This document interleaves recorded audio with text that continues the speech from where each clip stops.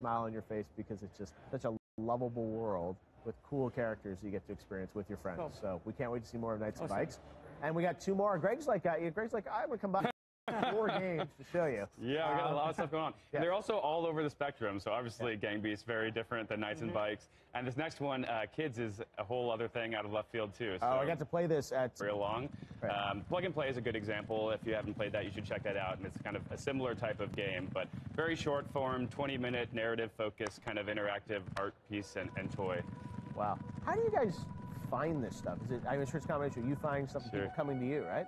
Yeah, well, we were fans of the original Plug and Play, so we were excited to see what they did next. But yeah, we get thousands of submissions on our website every day. We try to get out to events like this. And so do you get that many people just reaching out saying, I have an idea for a game, here's something I'm working on, check it out? Yeah, so we have just an open submissions policy on our website, and we'll take things, but also just try to get to festivals and see what we get inspired by and what, strikes our eye, and this one definitely caught our attention. No, I say, like, this is, everyone here around the set is just like looking at the footage and just it's like, this does not look like every other first-person action game we have here. No, it does not. All right, and when is that one going to hit? That's coming shortly, hopefully this year.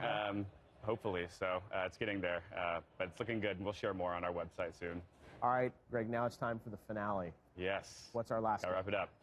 Ooblets. Yes. We're still showing Ooblets. Okay. Very excited for Ooblets. I think a lot of people are. So this was at E3 last year in the Microsoft press conference for a little moment, and now it's just much further along. It's becoming a big game. It's hard to demo live, so we put together this kind of B-roll just because it's something that you just kind of have to spend time with. It's just a space you want to live in and be in, but it's kind of Animal Crossing town with bits of Pokemon on top of it, and Farm Sim and Stardew Valley all wrapped up into kind of a large city sim, town sim. Yeah, no, this is a game, you said, another one that is unique and different. That's what we expect from Double Fine Presents. Is sort of, very different art styles, very different types of games, different distribution models, and it's always great to see what you guys are doing. And we also know Psychonauts 2 still in, right? It is, yeah. So hopefully next year we'll show more of that. Okay. But lots of stuff going on at Double Fine. Awesome. All right. Well, Greg, Rex, great to see you guys. Have a great E3. You too. Speaking of indie games, I think it's going to be time to talk about another big indie project, or a lot of indie projects coming from the guys at ID at Xbox. Joining me here is Chris Charla. Chris, great to see you. How's it going? Good to see you. Always wearing your ID at Xbox. You must have a lot of those. I have a lot of these. I was going to say, it's like every time I see you, it's like a black ID, but a proud member of the Xbox absolutely.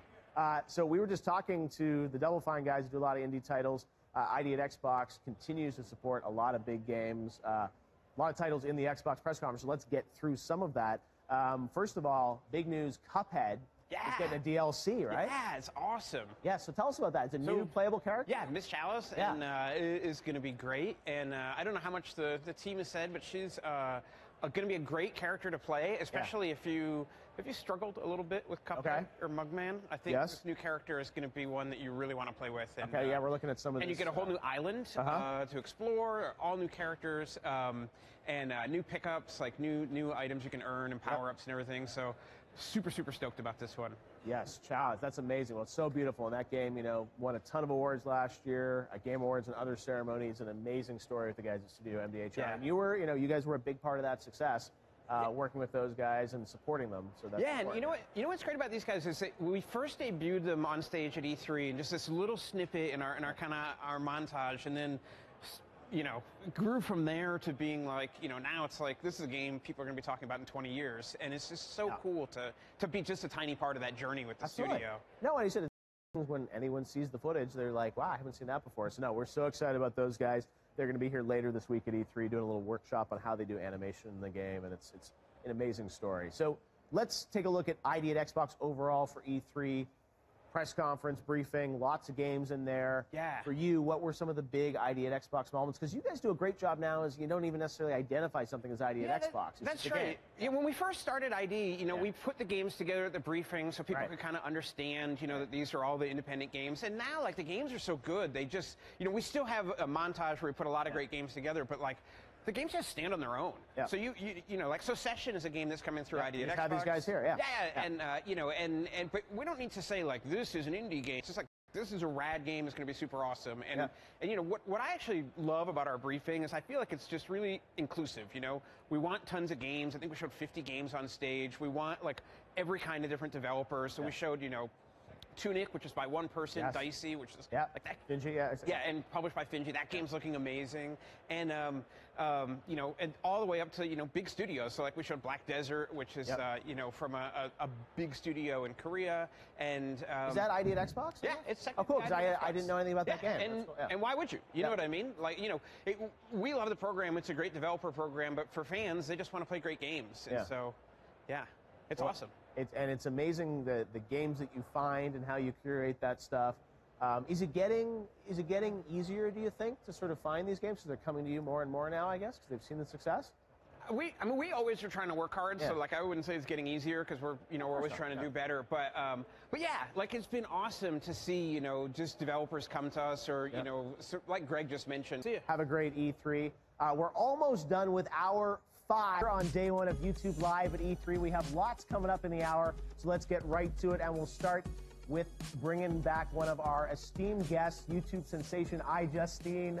Justine, it's great to see you. How are you? I was just next door at the Xbox press conference. I heard you were over there, so you got to experience it all live. Did you get to play any games afterwards? I did. I played Forza. Okay. The Seasons. It was kind of cool, like, seeing them talk about it, but then actually getting to play it. And it's crazy because, I mean, I've played Forza in the past, but every time I play it, I'm like, man, this game is really, really fun. So it was cool trying to see the Seasons and the leaves that fell during the press conference. Yeah, I got to leave. Did you? Yeah, yeah, go take it home. Well, everybody was waiting for, like, the snow and the rain, so everyone just kept looking up and just waiting for it. Imagine if they rained on us. That would have been crazy. We thought it was going to happen, but it didn't. Didn't happen. No. So what did you think of Xbox Oral? Did you have a fun time? I thought it was good. Yeah? The whole vibe in the theater this year was it was insane because people were very, very hyped up. First of all, when they announced the Halo Infinite at the beginning, it was a standing ovation. Like, people were standing up. I didn't make it over there because I did go for some, but was there standing ovation? Yes, no, people started like screaming, and it was pretty awesome. I posted it on Instagram, but it was pretty cool. Well, that's exciting. Now, you've got a big week ahead because Fortnite has the Pro-Am coming up on Tuesday. We saw you're announced as one of the hosts of that, which is crazy. Our old producer, Jeremy, is over there working on it. The best part is last year at E3, they're like, hey, we're working on this little game called Fortnite. You might want to check it out. And now here, a year later, I mean, it has pretty much taken over everything, really. I saw even your dog plays Fortnite. He does. You guys might want to look that up. It's pretty impressive. But yeah, I'm excited about the Pro-Am. It should be really cool. It's going to be insane to see how this is all pulled off. 50 streamers, 50 celebrities, all playing for charity. I know. So are you going to be interviewing people as all the guests? So. Yeah. So it's going to be really fun because people are going to come through, and I think I'll be talking to them on the carpet, and then as they exit. So we'll see. I'm not really sure what's going to go on, but I think that we're all going to be surprised. I know we got Ninja and Marshmellow. They'll be here tomorrow. They're going to be playing. Nate Shot's playing. We've got Artie's playing. It's going to be a lot of great people from the YouTube world and the celebrity world. I just hope they all show up on time because I don't know how they're going to. That's going to be a problem with the LA traffic, but it should be interesting to see because they've got the party afterwards too. Yes. So we're gonna have some surprises, I think. I know. Yeah, it's quite the week for Fortnite, so we'll check that out. And then you're going to be probably Nintendo. I know you're a big fan of. Yes. Well, they're having the Smash Brothers tournament. Yes, and it's on Tuesday. Kind of the same time as rehearsals for Fortnite, so I'm like, no, I'm going to miss that. Oh, my God. I know, and, you know, they've got their Nintendo Direct at E3. I saw Reggie yesterday. He wouldn't tell me anything, but he's, you know, I'm sure it's going to be a great event. What would you like to see from Nintendo here at E3? I want Street Pass so bad. Street Pass on the Switch, yeah, what's up with that? I don't know. It is one of the reasons that, you know, I still was bringing my Nintendo 3DS around to events because Street Pass is one of my most favorite things ever. And I think that was one of the joys of E3 and going to big events was collecting Street Passes. I know, so, well, maybe that'll happen. What about game-wise? Is there anything you'd like to see them announce? Any new games for Switch? Animal Crossing, and I know I'm not the only one. I know, I was at dinner last night with Reggie and his team, and he was playing Animal Crossing on his phone. I thought you said he was going to play Animal Crossing on the Switch. I was about ready to flip this table. Like, Reggie, where are you? Flip it like me about it. Yeah, no, he was playing Animal Crossing on mobile. We'll see, I guess, but that's the big one for you if they announced Animal Crossing Switch? You would probably see me cry. Wow. I think you would also see my friend Ed cry, who actually he cried several times during the Microsoft press conference when they were talking about Fallout, actual tears, and then at the end, Cyberpunk. Ed was standing up screaming, and I've never actually seen him that excited before. Cyberpunk did it for... It did. For .NET. All right. He did. He was quite excited. All right. So, maybe I mean, Nintendo's got to have something more. We know Smash Brothers will be there. It's going to be playable on the floor. You said there's the tournament. They said that's coming out this year, but they haven't really announced any other games, so you got to think there's got to be something. Yeah, I'm not really sure. I mean, if they do announce Street Pass, man, I don't even know. It will really be exciting. What if they announced, because they said they wanted everyone to bring their Switch to E3. They did. So what's that all about? I don't know. Do you have your Switch with you? I do, actually. Okay. Yes. Never know. You got to go over there to the floor. I know. I should. Wouldn't that be insane if they announced Street Pass and then everyone could just get Street Passes at E3? I think that'd be pretty great. If they did, I think this is the time to do it. Also, Amiibo. I don't know if you guys know or not, but I'm a really huge Amiibo collector. I have pretty much every one of them. You have that sheet you can download, which is every Amiibo, right? A checklist, right? I was so obsessed that we had a PDF made up so that you could put a checklist to make sure that you have them all, even the Japanese ones. So where can we find iJustine's Amiibo checklist? I think you can just Google it. It's on the website. So okay. Just in case you need it. In case you need it. And yeah, you're right. There haven't been that many Amiibo announcements lately either. So it's going to be a big week for E3. So we'll see you at the Fortnite Pro-Am on Tuesday. I'll be there. And then you'll be on the floor, I guess, checking out, playing games as well? I will. I can't wait. Fantastic. All right. Well, it's great to see you, Justine. Yes, you too. Great to have you back here on YouTube Live at E3. We will see more of you, I'm sure, throughout the week. And we'll tune in. The Pro-Am will be airing live right here on YouTube on Tuesday. I think it starts around 3:30 p.m. Pacific. It's going to be quite the event, and you guys are not going to want to miss it. I know. I saw some sneak preview photos. So did I. I can't show them to you, but it seems like it's going to be quite the spectacle. Epic is going all out for this, and I mean, Fortnite is such a phenomenon. So we'll see actually tomorrow. Donald Mustard, the creative director, will be here on YouTube, and we will also have Ninja, Marshmellow, Allier. They will all be here. We're going to change this hall into kind of a Let's Play area for those guys. So if you're into Fortnite, there'll be a lot of Fortnite tomorrow in addition to PlayStation and Ubisoft and everything. So that's day 2, but we have 3 hours left to go here. So there's lots more fun stuff. And all day you guys have been tweeting about the going on at E3 and using our YouTube E3 hashtag. In hour 5, we asked you to show your game faces, and you all delivered with some selfies. So here are just a few of our favorite game faces. Thanks, Justine. Yeah.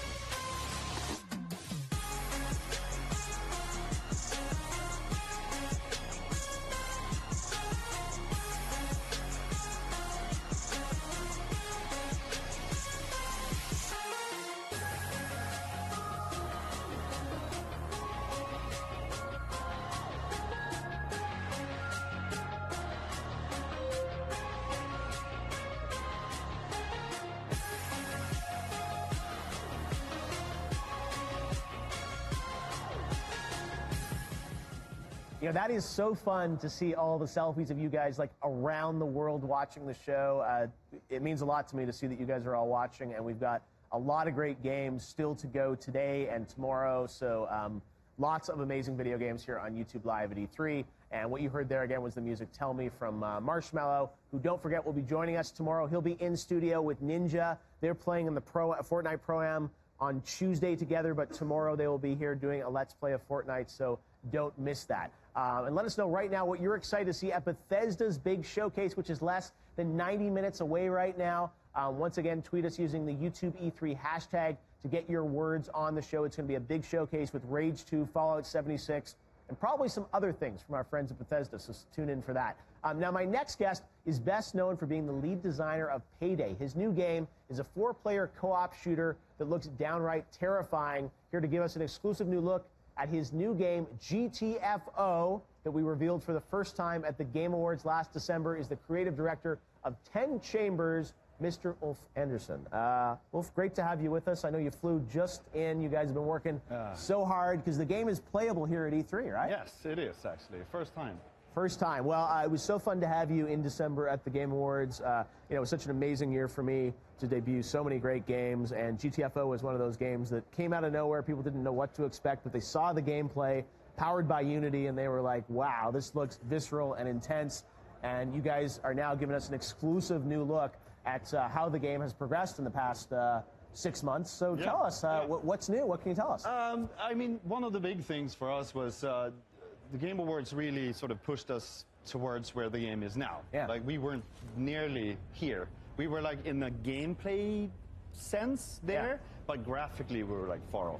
right? So the Game Awards sort of pushed us into like really having to deliver on the vision of that. Yeah. So after that show, we sort of had to make everything work to that level and just polish everything up. So that's what we've been doing, just making sure that everything is rolling like it should be and playing like it should be. So it's actually been quite a lot of fun because we started to do play testing and stuff like that. You're just playing with friends usually, and the reception has been fairly good so far. It's really good stuff. Well, I think everyone reacted so positively to sort of the look and feel of the game and the atmosphere and the lighting. It feels so intense and obviously terrifying with some of these creatures. So tell us, here at E3, are we seeing any new weapons? Are we seeing new enemies? What's new? Yeah, we're seeing a bunch of stuff that we haven't seen before. Yeah. We're seeing some melee action going on. We're also seeing the sneak mechanics being displayed here, for example. There's an enemy here we call the Scout that's sort of throwing out these tendrils that you have to avoid. And if you do actually somehow wake him up or sort of get in contact with those, it will bring in some other baddie. Okay. So you have to cooperatively try to solve these sneaking puzzles. Cooperative stealth.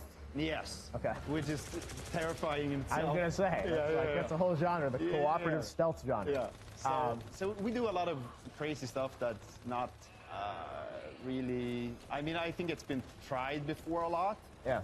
But it's really hard to get to this point. It's taken us about 3 years to get here. Right. So it's been a lot of work just trying to get to that, getting a game that has this dramatic curve in it, where you can go from sneaking to combat back to sneaking. Yeah. And actually never to the point where you're like, if you get detected, you don't quit the game and let's restart. There's always like a benefit to continuing. As long as you can survive, you should be fine. Wow, and that's as you said, 4 of you all together, sort of going through these environments. Yeah. So when you play test, it must be fun in the office because it's like everyone together trying to go through this. Yeah, that's actually one of the reasons why we make 4-player games. Yeah. It's because you can, or cooperative games, you can actually play them as a developer. And play them fresh as a developer. As a team, and I know you guys, because like single-player games, I've done quite a lot of those before, and it's just, the story, where every baddie is, and all the ins and outs of it. And this is more, there's a lot of, we have a very, quite advanced generative tool set to make maps.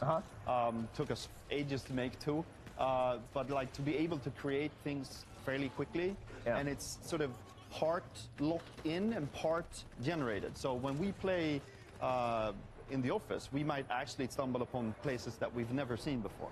And that gives us the sort of insight that how the player will experience the game in a similar fashion. Wow. Now, when we saw you at the Game Awards, I remember you telling us that we're, 10 chambers collected means 10 guys. And we're like, we might have 1 or 2 extra guys, but how many people are you up to now? We're actually down to. Okay. Well, sometimes it doesn't work. Yeah. And we're working with 2 more outsourcing guys. Okay. Like for periods of time. So you're really 8 chambers now? Yeah, I guess so. Our 2 empty chambers. Yeah, 2 be 2 filled, empty right? chambers Exactly. right now. And you're working with Unity on this a little bit, which I think is really cool because I remember one of the great things about the Game Awards is you showed this off. And then everyone sort of said, what is this game? And, we did a great job keeping it secret when we first talked about it. Yeah. So tell us, you're really pushing, I think, the Unity tech in some interesting directions, right? Yeah. The Unity engine has sort of taken some flack, I think, and has a bad and a wrong reputation, I think, for doing a certain type of game. Yeah. And there's a bunch of titles coming out that sort of proves that being different. And for us, it's really been a nice journey of just. Before this, we usually did our own tech, all for every game, and just having like a fairly huge engine team, because it is the whole of Unity basically, to support you and putting the game on the map. Yeah, well, it's a big effort, I know, to get it ready. It was. We were in game testing anyway, so we were sort of in that location, but. Since we don't have a publisher, a traditional sense, we need deadlines. Yeah. That's like the big thing with the publishers for me. It's like having the deadlines. Forcing function to do and Game Awards was one of those where we actually had like this deadline. And E3, another one. So I'm just trying to get into partnerships where I can get deadlines, basically. Yes, well, it looks great. And again, as Phil Spencer said on stage today at Xbox, it's so great to see some of these studios that are really big and really small still doing incredible work, and the fact that 8 guys are putting this game together is amazing. So, thank you so much for joining us. Thank you. YouTube Live at E3. And if people want to find out more about GTFO, follow you guys online, right? I know you have a newsletter and you keep people updated on it, right? For the ambassadors. We have an ambassador program that you can join and get all the information running all the time. Awesome. Well, good luck. We'll see you again, hopefully at the Game Awards 2018 on December 6th. Lots of fun. Thanks again for showing us GTFO. We've got so much YouTube Live at E3 still to come. We're less than 90 minutes away from the Bethesda showcase, which is going to happen right behind us in a big tent this year. They've got thousands of people in there for some big news and big announcements. And, of course, I think we'll hear, more about Fallout 76. Also, likely the first demo of Rage 2 and maybe some other games. We'll see what Bethesda has in store. But now let's move on to our next guest. And in 2015, we were first introduced to the gorgeous Xbox platformer Ori and the Blind Forest. A sequel was announced just last year on stage at Xbox, and my next guests say this game will be the best Ori, and the Ori, or it will be to Ori what Mario 3 was to Super Mario Brothers.